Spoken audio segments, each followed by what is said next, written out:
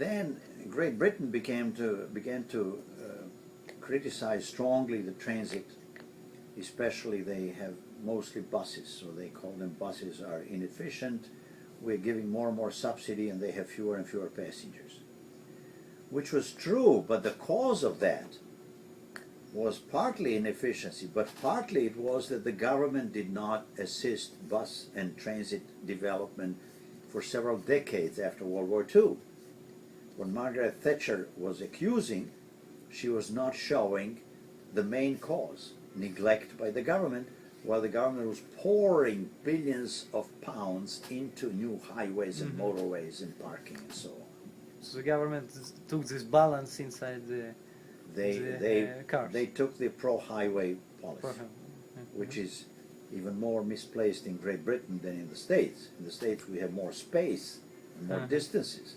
In England you choke much sooner because it's dense and so on.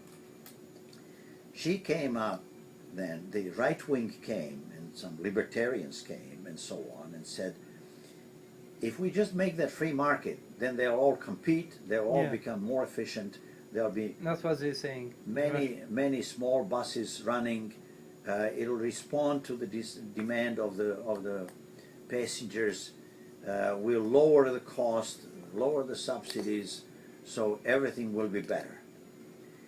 When they were debating that in the British Parliament, all transit experts were against it, because they said, just a minute, that's a very simplistic view, because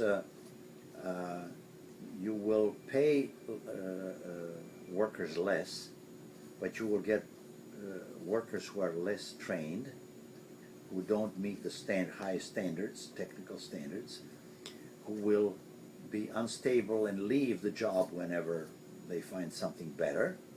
So you will save money but provide much lower quality of service. Then you will have competing of buses on the same streets, so-called cowboy driving. They are fighting for passengers because they have different fares instead of unified fares.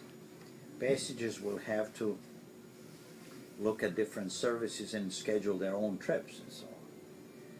So, regardless of expert opinions, Margaret Thatcher had the majority to bring so-called privatization and deregulation of transit. That went to such an extreme that the fares could also be set by the transit companies, by private companies.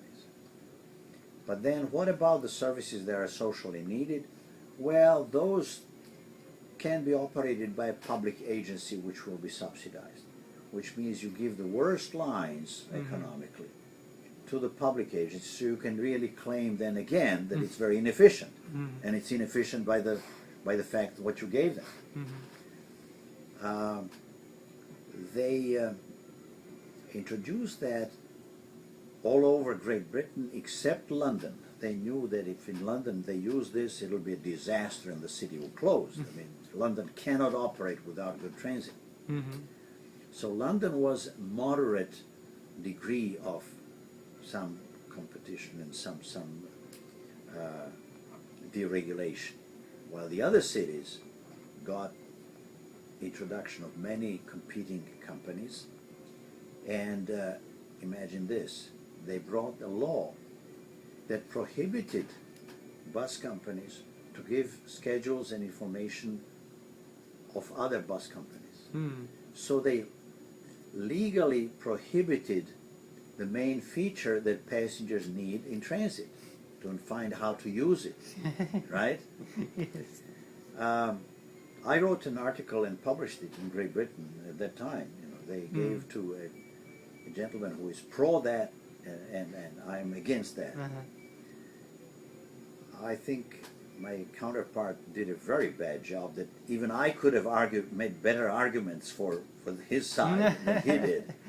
He, in the entire article, does not mention the word customer or passenger.